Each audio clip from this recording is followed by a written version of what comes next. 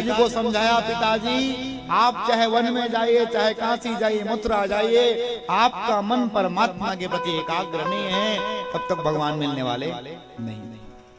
बात समझ में आ गया। निकले घर से महाराज, चले गए और एकादश स्कंद का भागवत का ऐसा पाठ किया। अब तो महाराज पिताजी घर से चले गए, मजा हो गया धुंधकारी का।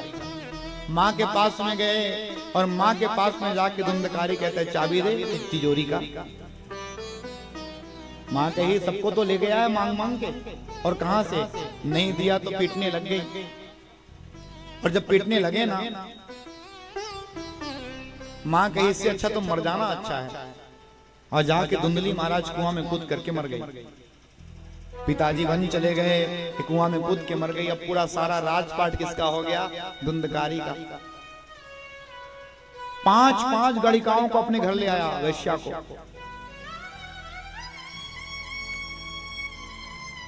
और ये 5 गणिका कोई और नहीं है, रूप रस गंध ये सब है महाराज।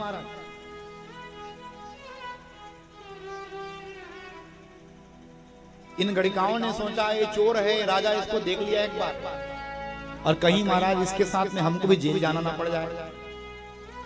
इसलिए एक दिन धुंधकारी सो रहा था।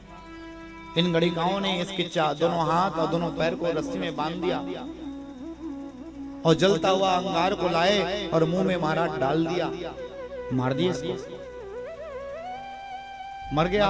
मरा तो महाराज वहीं आंगन में गड्ढा खोद के इसको दबाए, और दबा करके 5 गणिका घर में जितना धन संपदा सबको लेकर के भाग गए। जीवन भर पाप कर्म किया था कौन? धुंधकारी। मरा तो प्रेत हो गया भैया। और प्रेत का शरीर बड़ा कष्टमय है। अब क्या करें? धुंधकारी भटक रहा है।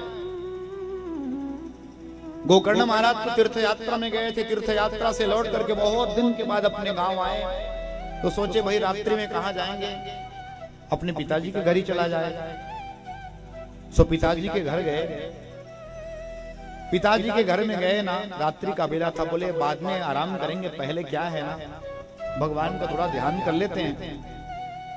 और भगवान का ध्यान करने बैठे तो अजीब अजीब आवाज आवे, कभी बकरे का, कभी कुत्ता का, कभी किसी का। गोकर्ण जी महाराज को समझ में नहीं आया कुछ क्या हो गया।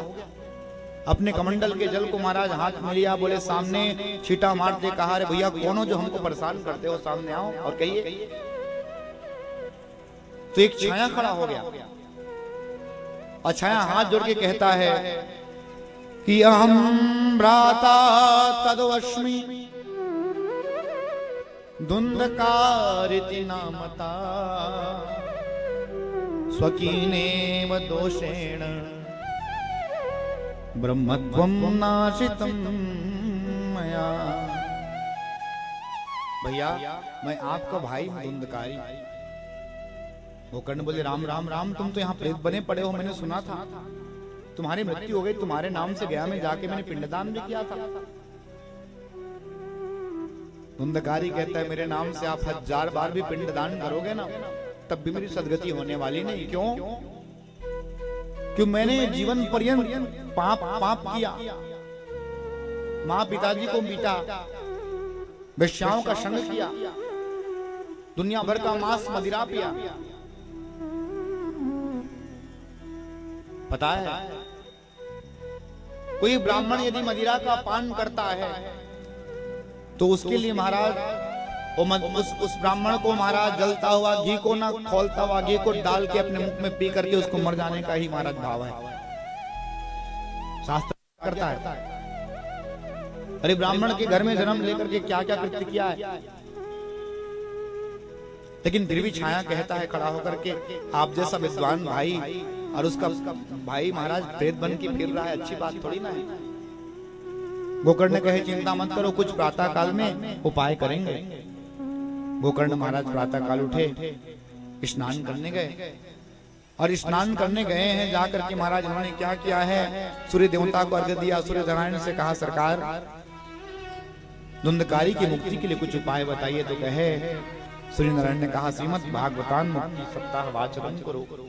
जाओ, जा करके क्या करिए, भागवत जी की सप्ताह वाचन करिए। सोए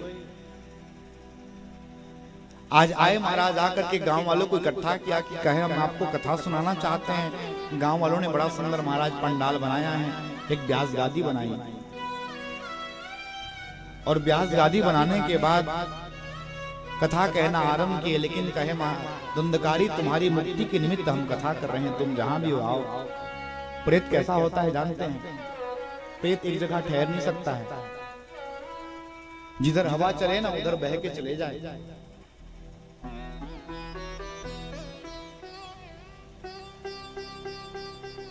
तो पहले जमाने में एक खंभा नहीं हुआ करता था, पहले तो बांस का खंभा लगाया जाता था, पोला बांस था, उसी में आके घुस गया कौन? धुंधकारी।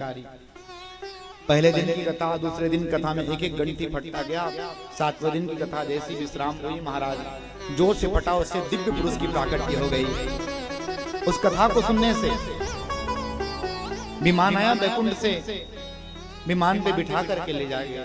तभी महाराज कहा, वो जितने लोग कथा सुनने बैठे थे बोले कथा तो सबने सुना है, लेकिन मुक्ति केवल एक की क्यों हुई?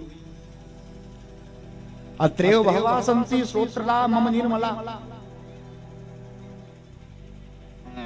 तो महाराज भगवान के जो पार्षद आए थे ना बैकुंठ से रथ लेकर के, उन्हें कहा देखो भैया, कथा तो आप सबने सुना, लेकिन कथा सुनने का भी तो ढंग होता है।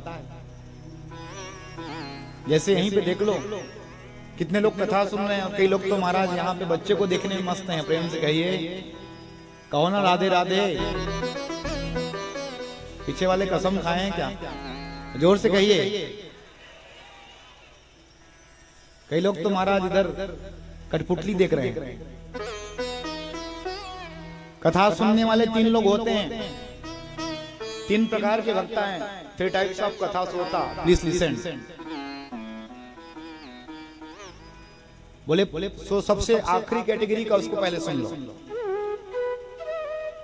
ये सोता होता है, इसका नाम क्या होता है? सोता। कथा में आए और ऐसी जगह पर बैठे महाराज जहां पर अपने पीठ को टिकाने का मौका मिले, खंभा देख के खोज के बैठेगा, और फिर ऐसे टिक के बैठे 4 घंटा ऐसा सोए ना महाराज, गोविंदाय नमो नमः, क्या कथा हुआ पता नहीं, और अंत में भागवत महापुराण की ऐसे करके उठेगा, जय कहेगा। ये सोता है। दूसरा नंबर का होता है सरोता। सरोता का काम क्या है? हाँ तो वही तो होता है सरोता, काटते रहेगा बैठ करके। महाराज जी कुछ भजन गा देते तो अच्छा होता, उधर ही बैठ बैठ करके, अपना तो सुनेगा नहीं, दूसरे कोई सुनने नहीं दे। और कई जने तो ना क्या कहते जानते, देखना ये बच्ची का कपड़ा कितना सुंदर है रे, है ना? इसमें कल्याण होने वाला नहीं है। और जो फर्स्ट कैटेगरी का होता है भैया, इसका नाम है श्रोता। श्रोता कौन होता है? जो व्यास जी के आने से पहले कथा पंडाल पे आवे, व्यास जी के जाने के बाद जावे, और कथा के एक एक शब्द को ध्यान लगा करके सुने। ये है कथा श्रोता। ऐसे श्रोताओं का क्या होता है? कल्याण होता है। प्रेम से कहिए हाँ।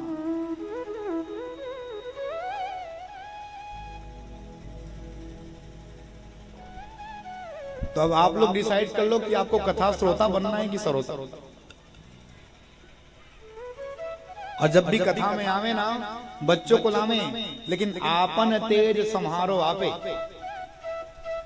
अपना तेज को स्वयं से संभालेगा भैया, हम लोग ठेका नहीं लिया है। प्रेम से कहिए हाँ।